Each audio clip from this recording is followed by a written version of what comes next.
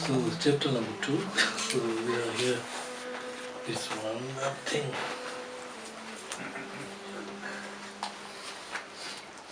Verse 27, I think.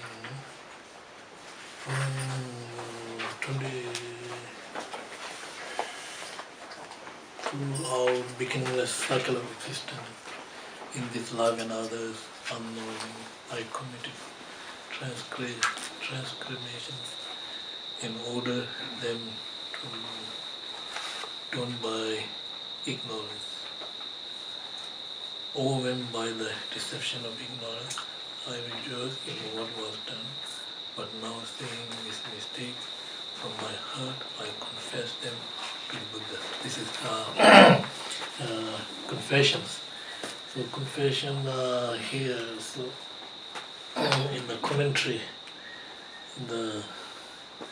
this one is the Geshe La Ngawang Gedun commentary. First of these four forces, involve feeling strong regret over having committed some negative actions.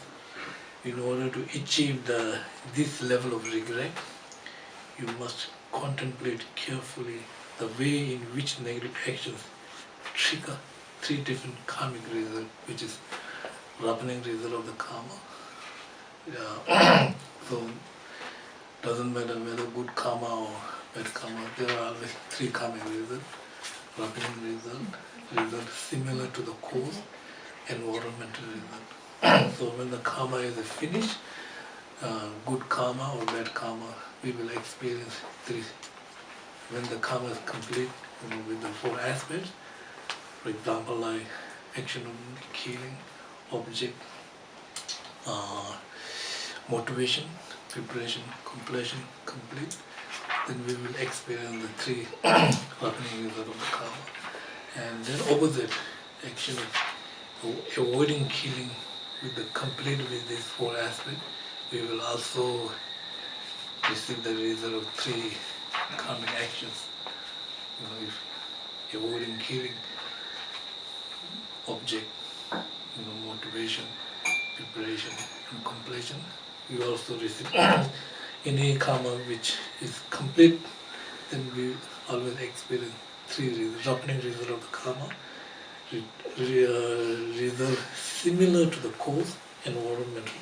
For example, like action of killing, then happening result, you will be reborn in helping Buddha, and then when you finish this karma, eventually you will be reborn in human beings. But returning result of karma, happening result, so karma will happen to you, and then the energy of karma left, this will experience in a certain level, environmental, so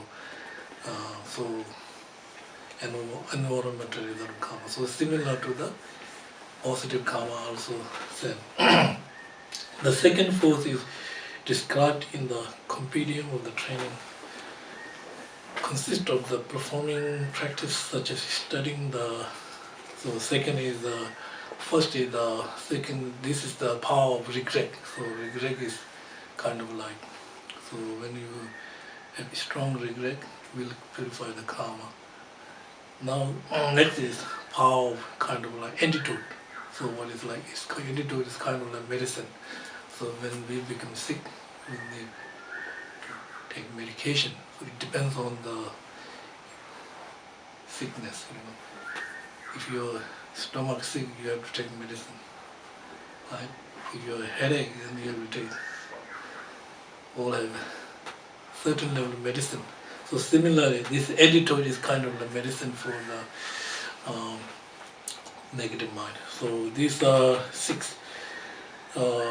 Meditating on emptiness, reciting secret words, which is like reciting Heart Sutra, Perfection in Wisdom Sutras, preparing physical representation of the holy bodies of enlightened beings, making offering and reciting the names of the beings. So, for example, holy object like Buddha statue or picture of the Buddha or any holy object, and then make an offering, and then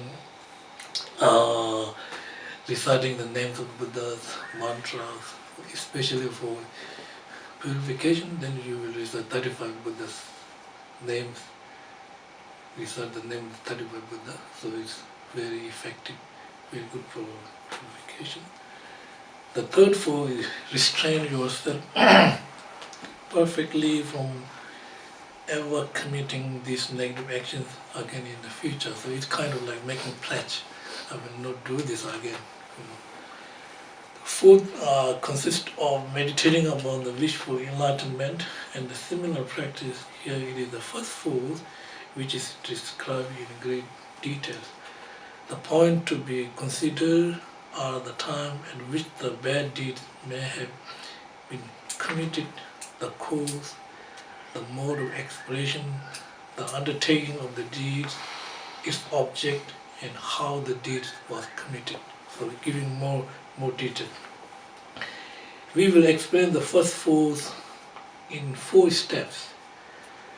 An explanation of the process of regret, number 1. Number 2 is which you reach by examining the way which you have committed the negative actions or negative deeds. Number 3 is the practice of developing regret out of fear that you may die while you still possess the negative deeds. Number 4 is along with explanation of how to go for refuge. To practice of developing regret by considering with the special attention the way which you have committed negative deeds, which is meaningless, and the practice of learning to fear negative deeds. The first of these steps has 4 parts of its own. Number 1 is requesting the one to whom you are going to reveal your negative actions to attend your confessions. Number 2 is method for general purification of the negative actions you have committed. Number 3 is according to time, cause, type, or other details, a method for purification of especially powerful negative actions which have been committed towards some special objects, and learning to perform purification due to regret inspired by having considered carefully the unwanted karmic result that action will bring you. Here is the number 1 first. Number 1 is requesting the one to whom you are going to reveal your negative actions to attend your confessions. Here is the first. I make supplication with my palm joined at my breast to the totally enlightened beings, holy beings, and the Bodhisattvas who reside in every direction of the world, 10 directions of the Bodhisattvas. To those beings who possess great compassion, I request them to hear my confessions, which I make out of regret for the negative deeds I have committed. So this is number 1. So this is the meaning of this. Maybe this is very good. So if you understand about mind, then you know how to purify mind.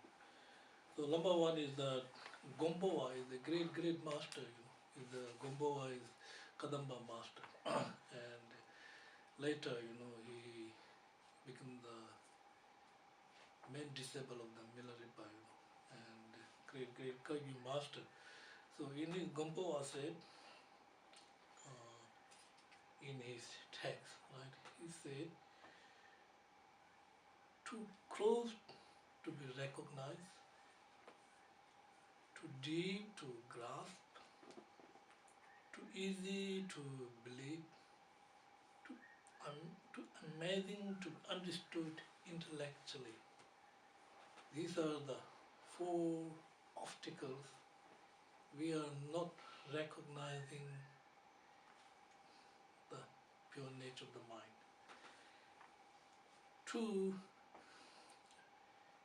and then he said, if still water is clear, mind free of strain is happy. You know what I mean? Water is very clear, the mind free of strain or afflictive emotions is happy. So that means too close to be recognized, you know. So it means that everyone, nobody can reject the mind, you know. And we use mind every day, you know. It's all very close. Mind is very close to us.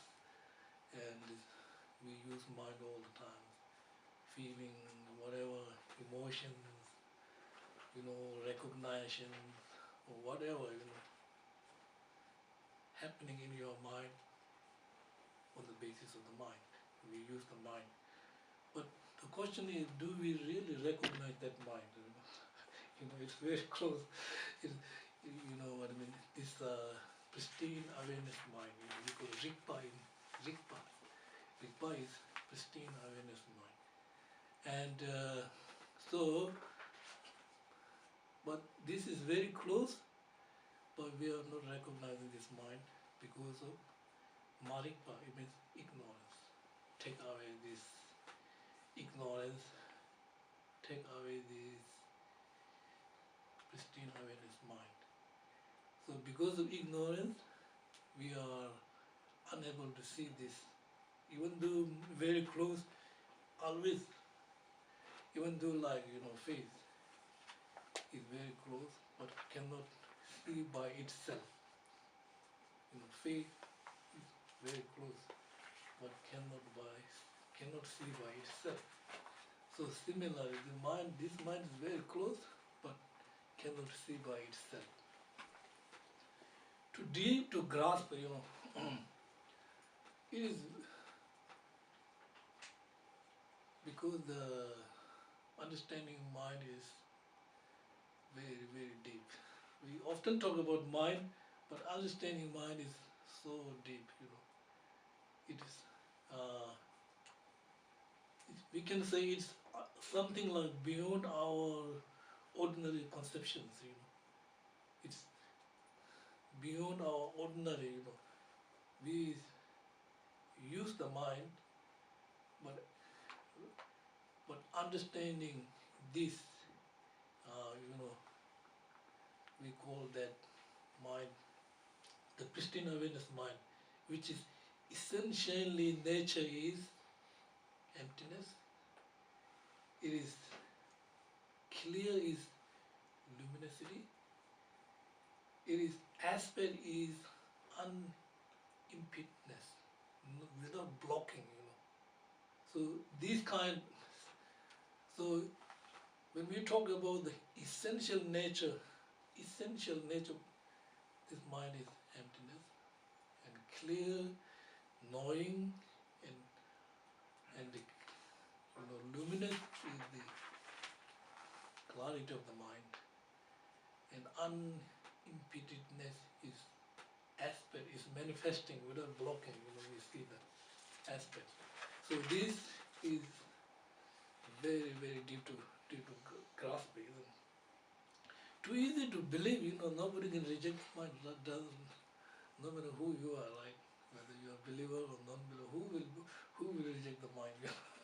Everyone talking about mind and body. You know, everyone talking about, you know, make your body healthy. You know. Everyone talking about, I want happy. You know, I don't want pain, suffering. All mind.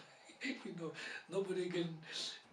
Everyone believe. You know, believe the mind. You know, nobody can reject the mind. It's easy to believe. You know, no matter who you are. You know, whether you are a believer or non-believer, doesn't matter. You will believe the mind. But understanding, to imagine to be understanding intellectually, you know, it is. When we talk about mind, it is not easy, you know, really, really. We are talking about understanding this pristine awareness of the clear nature of mind. It is not. When you understand this mind, then you are go beyond this ignorance, the normal confusion, you know. Because confusion is because on the basis of ignorance, make confused. So if you go beyond this, when you understand this mind intellectually understand can help you to think, can help. So therefore, so here is this master is saying, still water is clear, mind free of strain is empty. It means when you want to see this clear nature of mind, what we have to do is just like water, If you stir the water, you will never see the clear of the water, right? Have to remain calm, If the water you stir, you will never see the clear of the water, So similarly, when we want to see this mind, we need first, what we have to do is completely, relaxing your mind and completely lose your mind.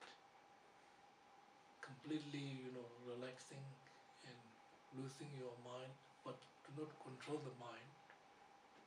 Then, generally speaking, the well-being will arise, well-being will arise. When the well-being arises, it means if the mind is not controlled, it is naturally peaceful and relaxed. You know what I mean? If we control the mind, then it means you fix the mind, something you fix. It means, so number one, he's saying still water is very clear, it means completely relaxing your mind and without losing, but do not control, will open the well-being arise. And then it's naturally peace and luminous and clear. In this state, then you will not fixing any outer inner aspect, completely free from the fixation, but do not control it. Just like water,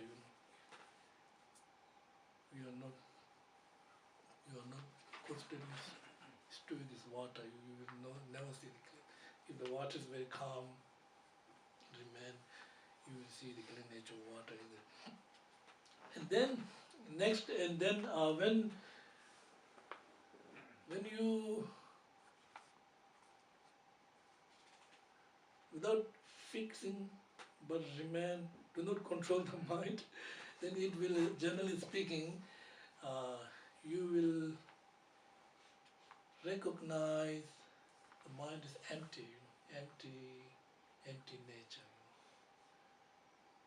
But mind is empty nature, yet what happens is our daily dualistic appearance take away all this empty nature and luminosity of the mind. So therefore, it is very important, keep going, keep going, looking the mind with the vigilant or the attention, keep going looking, so and clear. So if you recognize this kind of mind, then that mind is called the Tibetan called the Rangba, means natural state of mind. So natural state of mind is it. And then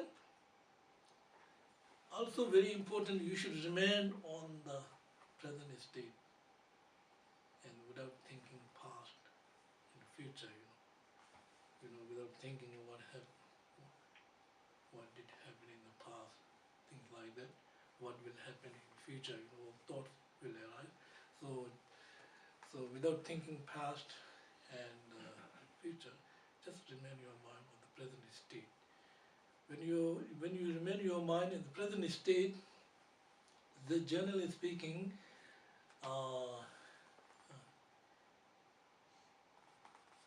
it will remain without changing,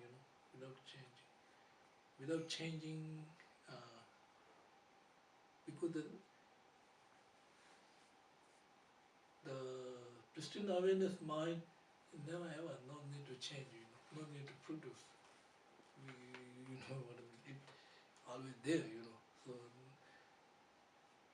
So if you remain your mind in the present state and not without thinking, past and future, mind remain in the present state will help you to stop the thought in the past and future, But remain your mind in the present, but you should also not produce any thought from the present state.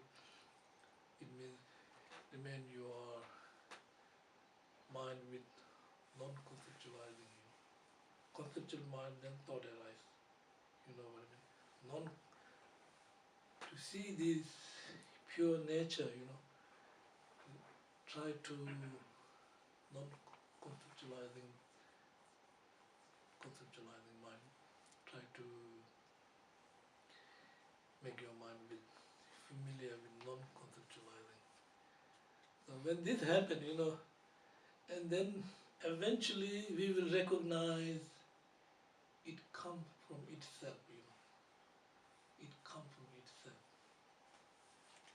It is coming from itself, So then that is what we call the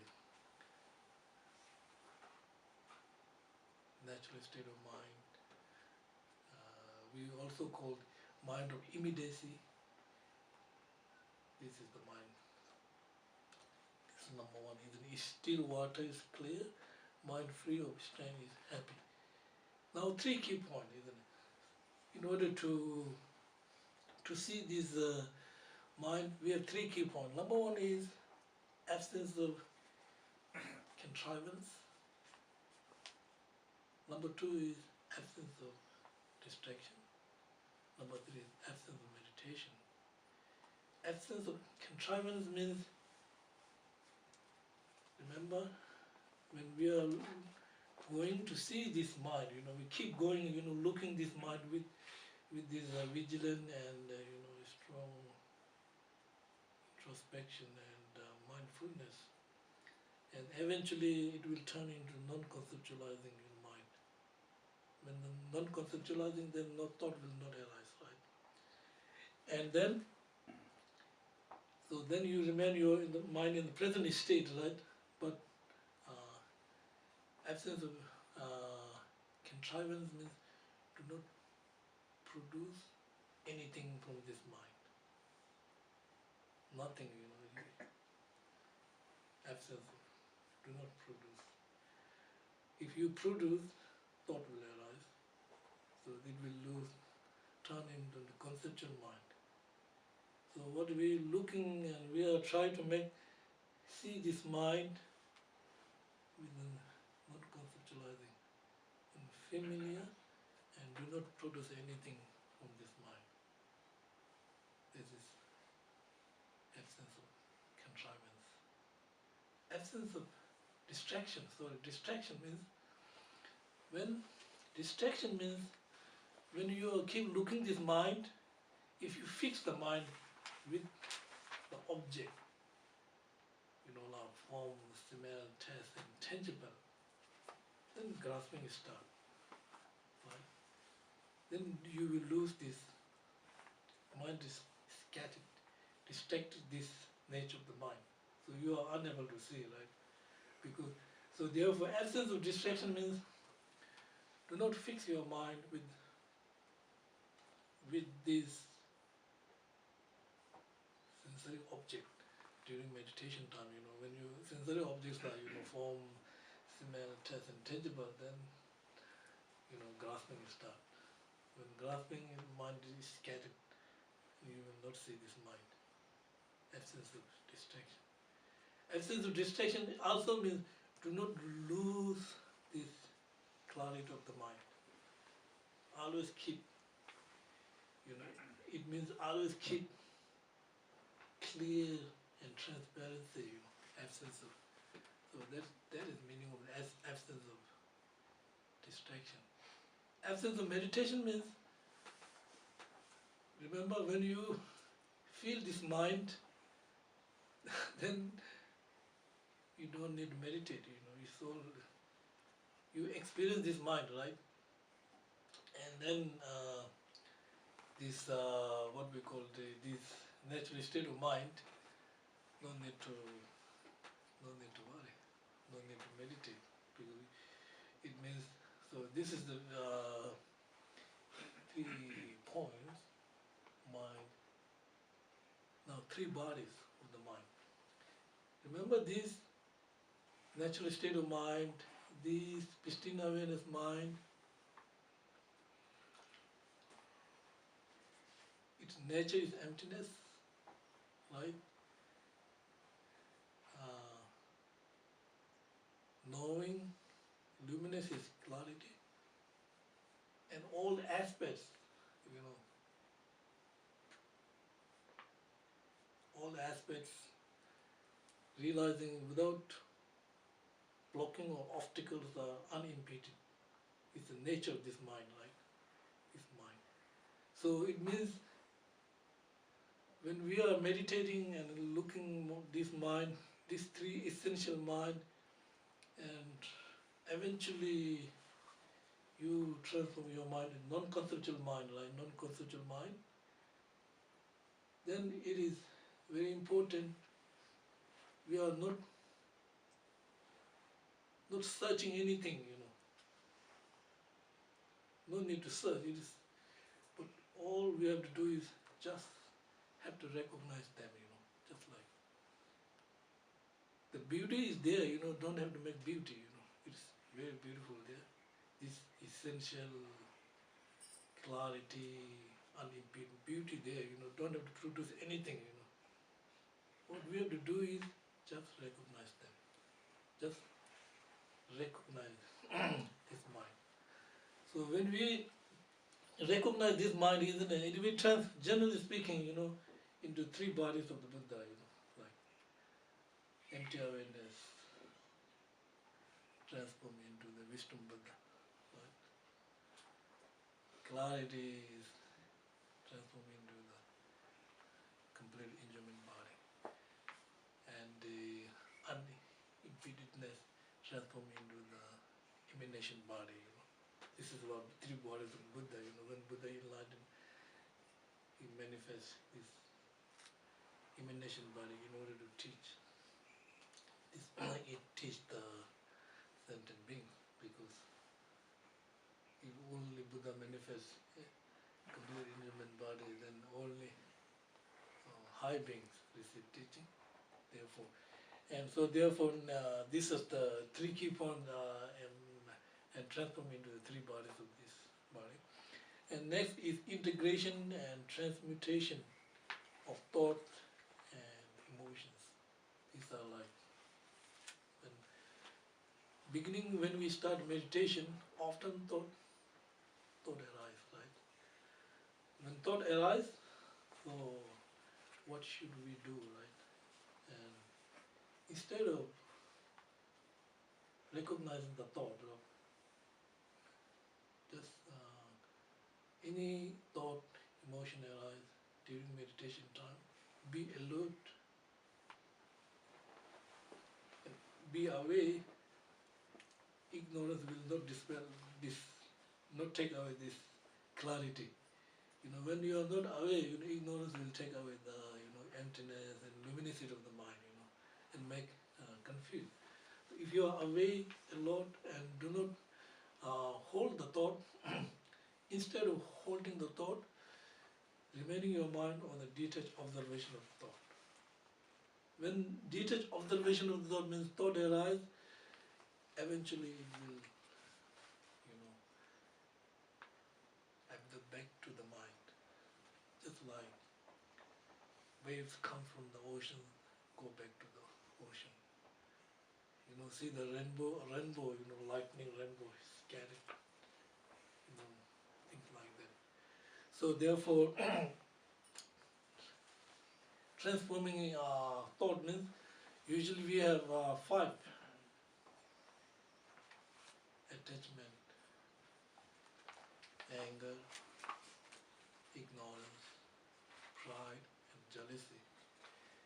So it means when anger arises, we need to transform anger into the wisdom of discriminating,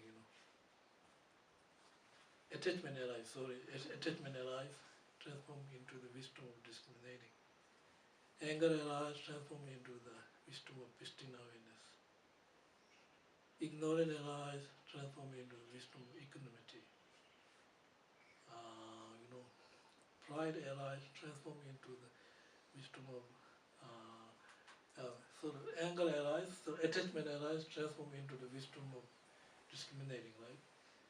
And anger arise, transform into mirror-like wisdom, mirror-like wisdom.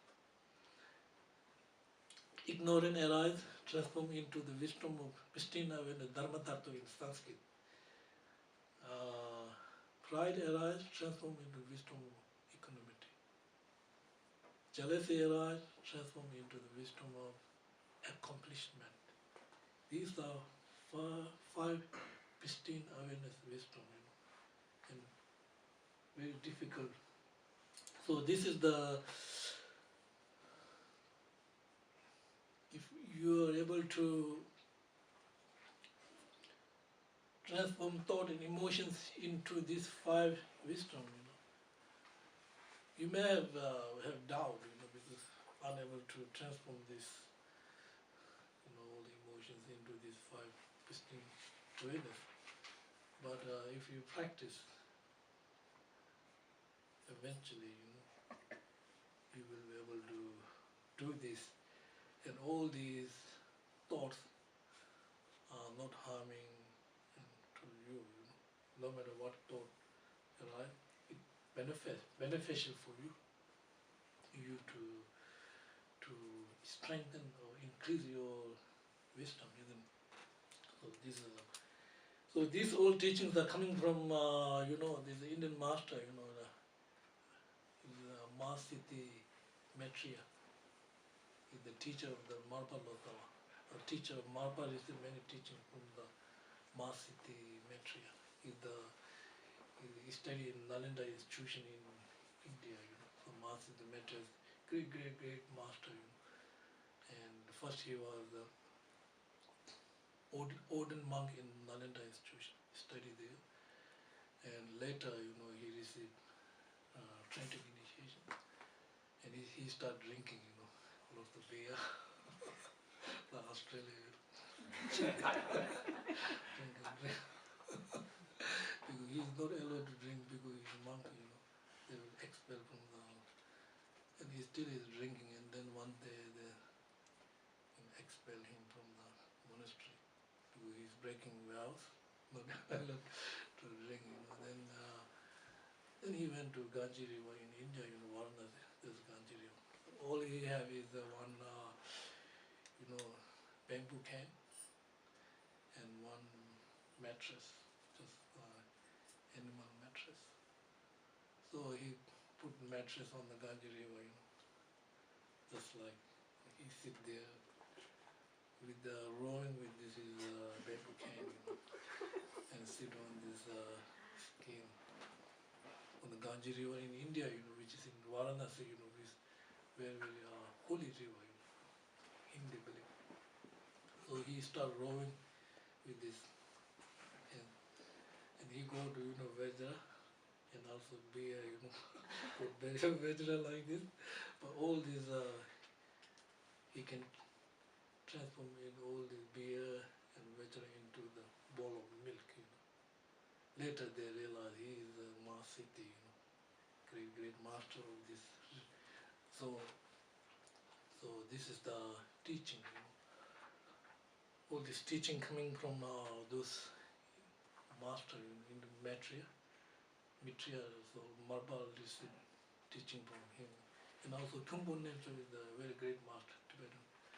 Went to India, Nepal, and received many teachings. So these great masters are practicing all this.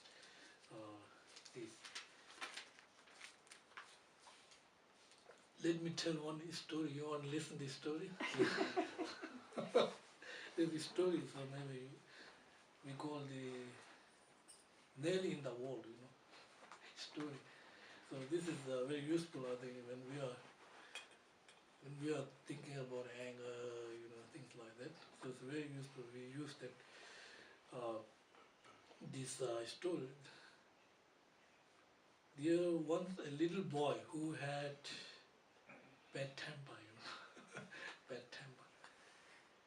His father gave him a bag of nails and told him that every time he lost his temper, he must hammer a nail into the back of the wall. The first day, the boy